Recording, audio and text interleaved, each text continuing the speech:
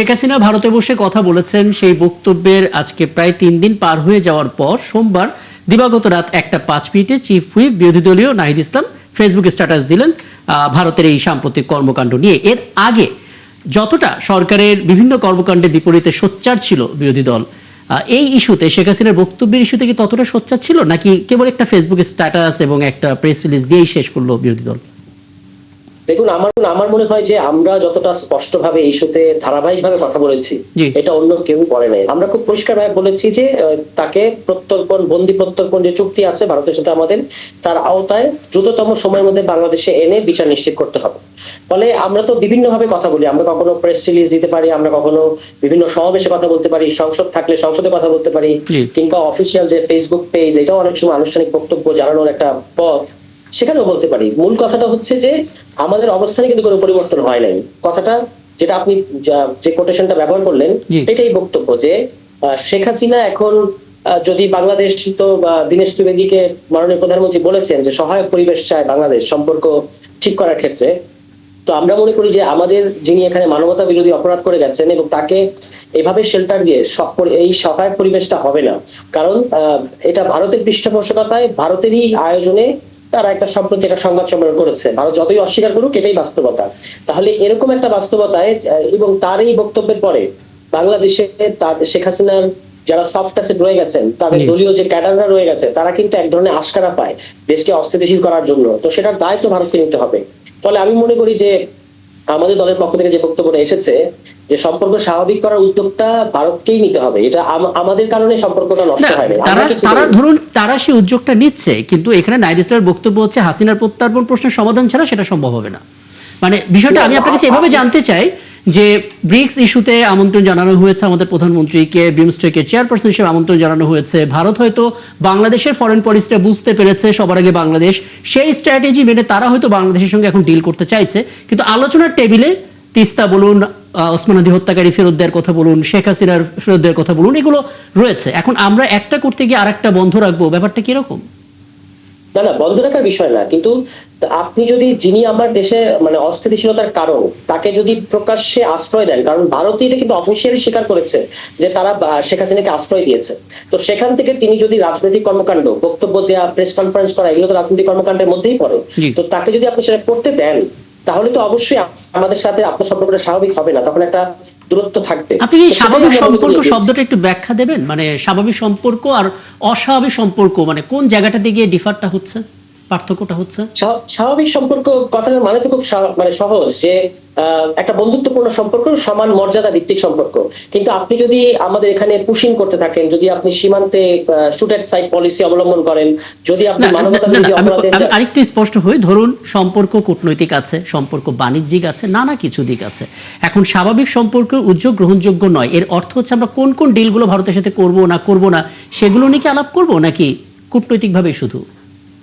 যেমন ধরুন এই পরিস্থিতির মধ্যেও কিন্তু আমাদের তাদের সাথে বাণিজ্যিক সম্পর্ক আছে, এটা থাকবে, এটা নিয়ে আমাদের বক্তব্য না। কিন্তু এই যে প্রধানমন্ত্রীকে তারা ভারত সফরে আমন্ত্রণ জানিয়েছেন, এবং প্রথমে যখন তারা আমন্ত্রণ জানালেন তখন কিন্তু তাকে বিমস্টেকের সভাপতি হিসেবে আমন্ত্রণ জানিয়েছেন, প্রধানমন্ত্রী হিসেবে আমন্ত্রণ জানান নাই। সাংবাদিকরা এই প্রশ্ন করার পরে এখন তারা বলছেন যে তারা আসলে দুটি সফরের জন্য আমন্ত্রণ জানিয়েছে।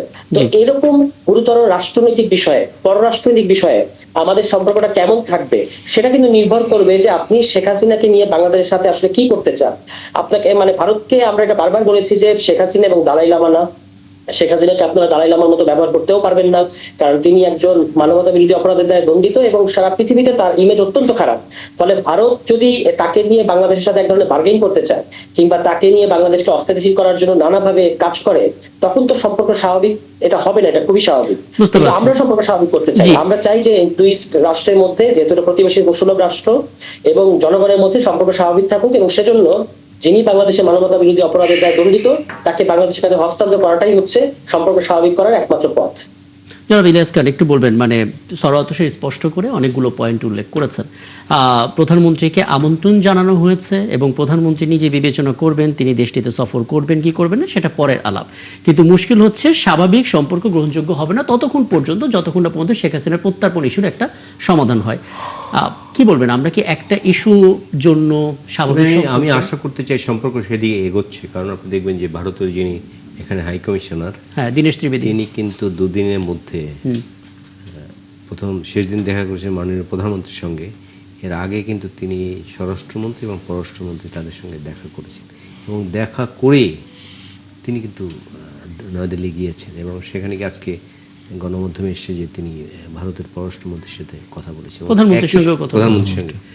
একই সময় আপনি দেখবেন যে ভারতের যিনি গোয়েন্দা সংস্থার সেটির যিনি প্রধান, তিনি কিন্তু বাংলাদেশ ঘুরে গেছেন। তো ভিতরে একটা কিছু হচ্ছে মনে হয়, কারণ ভারত এবং সবচেয়ে বড় বিষয় হচ্ছে ভারত আমাদের প্রতিবেশী, বৃহত্তর প্রতিবেশী, এবং আপনি কিন্তু অনেক কিছু করতে পারবেন কিন্তু প্রতিবেশী কিন্তু চেঞ্জ করতে পারবেন না। আপনি যেমন পারবেন না, ভারতও পারবে না। সুতরাং যদি আমরা প্রতিবেশী চেঞ্জ করতে চাই না, কিন্তু প্রতিবেশীর দৃষ্টিভঙ্গিটা কি চেঞ্জ করতে পারি? নিঃসন্দেহে সেটি করতে হবে, কারণ ভারত যদি ভাবে যে আমরা বড় রাষ্ট্র, আমরা বড় ভাই সুলভ আচরণ করব, এবং ইতিপূর্বে তারা করেছে। আপনি দেখুন যে আমি খুব দুর্ভাগ্যজনকভাবে ভারতের সঙ্গে প্রতিবেশী তার একটি দেশের সঙ্গে ভালো সম্পর্ক নেই। আপনি দেখুন যে আমরা জানি যে পাকিস্তান চিরবৈরী রাষ্ট্র ভারতের, পর্যন্ত 3 বার যুদ্ধ করেছে। তারপর ধরুন চীনের সাথে সম্পর্ক ভালো না, প্রায় মাঝে মাঝে 2-1 সীমান্তে। নেপাল, মালদ্বীপ কারোর সাথেই ভালো নয়, শ্রীলঙ্কার সাথেও এখনো। মালদ্বীপ ছোট্ট একটা দেশে, আপনাদের অফিসের চারপাশে যত লোক ঘোরে প্রতিদিন, তার চেয়ে কম লোক, 5 লাখের মতো লোক, সেই ছোট্ট দেশের সঙ্গে সম্পর্ক। শুধু একমাত্র বাংলাদেশের সম্পর্ক ছিল একটি দলের সঙ্গে, বাংলাদেশ সাধারণ মানুষের সঙ্গে না, কিন্তু আওয়ামী লীগের সঙ্গে ভালো সম্পর্ক ছিল। ভারতেরও উপলব্ধি হওয়ার উচিত, ভারত সুপার পাওয়ার হতে চায়, সাউথ এশিয়া তারা বড় ভাই হতে চায় বা ভালো একটি প্রভাবশালী একটি দেশ হতে চায়, তাহলে কিন্তু প্রতিবেশীর সঙ্গে সম্পর্ক ভালো করতে। আমাদের কিন্তু মনে রাখতে হবে মার্কিন যুক্তরাষ্ট্রের পাশে কিন্তু কিউবা টিকে আছে বহুদিন ধরে। কিউবার যিনি বিপ্লবের যিনি নায়ক ছিলেন, তাকে মারার অনেক ষড়যন্ত্র করেছিল মার্কিন যুক্তরাষ্ট্র, তারা কিন্তু পারেনি। ভারতও যদি ভাবে বাংলাদেশের মানুষ কম, বাংলাদেশকে আমি চারদিকে ঘিরে রেখেছি, এই প্রজন্ম যে ভারত বিরোধী মনোভাব এটা কিন্তু স্পষ্ট হয়েছে, এবং এর যথেষ্ট কারণ আছে। আপনি দেখবেন যে বিশেষ করে এই শেষ কারণটি, যেখানে অসংখ্য মানুষ মারলো, গুম করলো, হত্যা করলো, আহত করলো, তাকে ভারত আশ্রয় দিয়েছে। এটা কিন্তু বাংলাদেশের মানুষ কোনোভাবেই মানতে পারে না। এটা ঠিক আছে, বাংলাদেশের মানুষ মানতে পারবে না, বাংলাদেশের মানুষ অপেক্ষা করছে একটা শাস্তি নিশ্চিত হবে। আরো আপনি দেখুন যে এই যে সীমান্তটি রয়েছে পৃথিবীর, এই যেমন ভারত পাকিস্তান, একটু আগে বললাম চিরবৈরী রাষ্ট্র, আপনি শুনবেন যে সেখানে প্রতিদিন মানুষ মারা হয়, মাঝে মাঝে কিছু বছর পরে পরে তারা যুদ্ধ করে, কিন্তু প্রতিদিন মানুষ। এটা আমাদের ফরেন পলিসি একটা দুর্বলতা ছিল, এখন বোধহয় সেটা ঠিক হয়ে যাবে, যেহেতু বাংলাদেশ চোখে চোখে কথা বলতে পারছে। মোস্তাফিজুর রহমান বাবুল, একটা বিষয় একটু বলবেন, মানে আপনার রাজনৈতিক অভিজ্ঞতা থেকেই ধরুন, ভারত এতদিন যেই দৃষ্টিতে বাংলাদেশকে দেখতো, তারা বুঝে গেছে সেই দৃষ্টিতে দেখার সুযোগ তাদের নেই।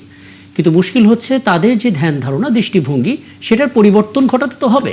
আমরা যদি এখনই বলে দিই যে ভারতের যা করছে সেটা বাংলাদেশের সার্বভৌমত্বের প্রতি আঘাত এবং বাংলাদেশ উদ্বিগ্ন, সেটা পর্যন্ত ঠিক আছে, কিন্তু সম্পর্কর ক্ষেত্রে দ্বিতীয়বার ভাবতে হবে, একটু হার্ড টক করা, কূটনৈতিক আলোচনাগুলোর পথে বাধা তৈরি করে কিনা।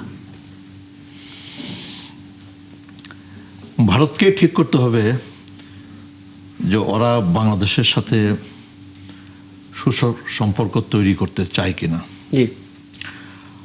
আমরা বাংলাদেশে, আমরা সবার আগে বাংলাদেশ, এই অবস্থানের থেকে আমরা ভারতের সাথে আমরা সুসম্পর্ক তৈরি করতে চাই। কারণ ভারতকে সিদ্ধান্ত নিতে হবে, ভারত বাংলাদেশের সাথে সুসম্পর্ক তৈরি করতে চায়, বাংলাদেশের জনগণের সাথে বন্ধুত্বপূর্ণ সম্পর্ক স্থাপন করতে চায়, নাকি ভারত শেখ হাসিনাকে নিয়েই চলতে চায়, আওয়ামী লীগকে নিয়েই চলতে চায়। ভারতকে সিদ্ধান্ত নিতে হবে যে ভারতের মাটিতে বসে শেখ হাসিনাকে রাজনৈতিক কর্মকাণ্ড করবার, রাজনৈতিক বক্তব্য প্রচার করবার সুযোগ দিবে কি দিবে না, দেওয়াটা ঠিক হচ্ছে কিনা, এটা ভারতকে সিদ্ধান্ত নিতে হবে।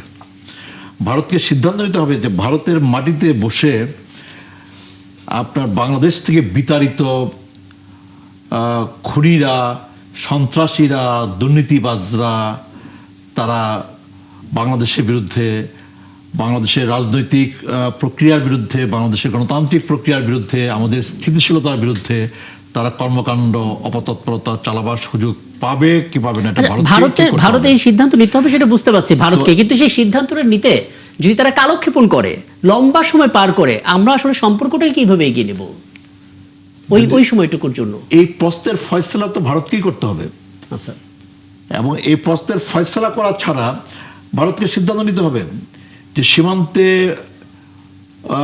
ওরা আপনার নির্বিচারে আপনার হত্যাকাণ্ড বন্ধ করবে কিনা, ওদেরকে সিদ্ধান্ত নিতে হবে যে ওরা আমাদের পানি সহ আমাদের ন্যায্য হিস্সা ওরা দিবে কিনা। ওদেরকে সিদ্ধান্ত নিতে হবে যে বাংলাদেশ যেটা স্বাধীন দেশ, সেটা সার্বভৌম দেশ, আমাদের স্বাধীনতা আমাদের সার্বভৌমত্বের প্রতি ওরা সম্মান দেখাবে কিনা।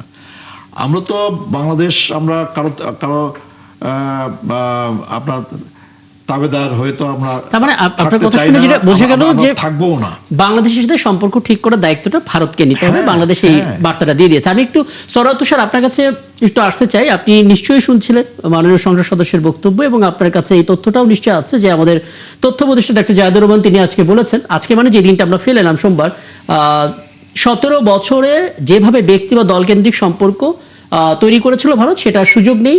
ভারতের সাথে সম্পর্ক হবে নতুন বাস্তবতায়, 17 বছরের ধারায় নয়।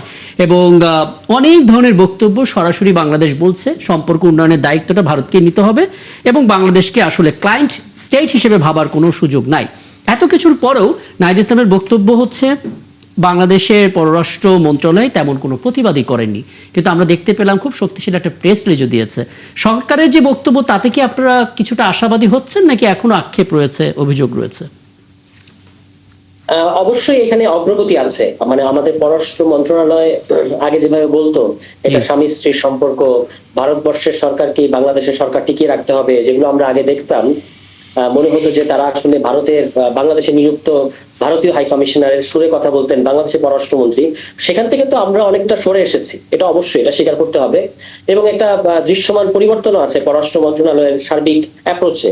কিন্তু আমরা মনে করি যে একটা স্বাধীন সার্বভৌম রাষ্ট্র হিসেবে আমাদের, যেহেতু এখানে আমরা অন দ্য রাইট ট্র্যাক, আমরা রাইট ট্র্যাকে এই কারণে যে এই যে সম্পর্ক তথাকথিত অস্বাভাবিক এটার কথা বলা হচ্ছে, এর জন্য তো আমরা দায়ী না। মানে আমরা এমন কিছু করি নাই যে কারণে সম্পর্ক অস্বাভাবিক হয়েছে। আমাদের দেশে একটা ফ্যাসিস্ট ডিক্টেটর ছিল, আমরা তার পতন ঘটিয়েছি, গণতান্ত্রিক পদ্ধতিতে পতন ঘটিয়েছি। ভারত যদি এটা মেনে নিতে না পারে সেটা ভারতের সমস্যা। কাজেই এই ফ্রেমের মধ্যেই আমাদের পররাষ্ট্র মন্ত্রণালয়কে আমরা অ্যাক্টিভ দেখতে চাই, এবং প্রেস রিলিজ তারা দিয়েছে খুবই ভালো, কিন্তু আরো অ্যাক্টিভলি যে যত ধরনের আন্তর্জাতিক কূটনৈতিক তৎপরতা চালানো দরকার এই ফলেন ফ্যাসিস্টকে, মানবতা বিরোধী অপরাধের আসামিকে বাংলাদেশে নিয়ে আসার জন্য, সেটা তাদেরকে করতে হবে। আমরা সেটার কথাই মনে করিয়ে দিয়েছি। আচ্ছা, আমি এখান থেকে আলাপটা শুরু করবো একটা বিরতির পর ফিরে এসে, এবং জনাব ইলিয়াস খান খালি বলে রাখি বাংলাদেশের পররাষ্ট্র মন্ত্রণালয়ের পক্ষ থেকে আর কি করার সুযোগ ছিল। যতটুকু জনাব খলিলুর রহমান বললেন যে বাংলাদেশ তার জায়গা থেকে 2 দিন আগে দীনেশ ত্রিবেদীর সঙ্গে কথা হলো পররাষ্ট্র উপদেষ্টার, এবং তিনি স্পষ্ট করে বলেছেন যে ভারতকে এটা পরিষ্কার করতে হবে যে ওই দেশের ভূখণ্ড ব্যবহার করে শেখ হাসিনা কার্যক্রম চালাবে কিনা, খুব স্ট্রং ভয়েস। তারপরে ঘটনা ঘটার পর আমরা প্রেস রিলিজে দেখলাম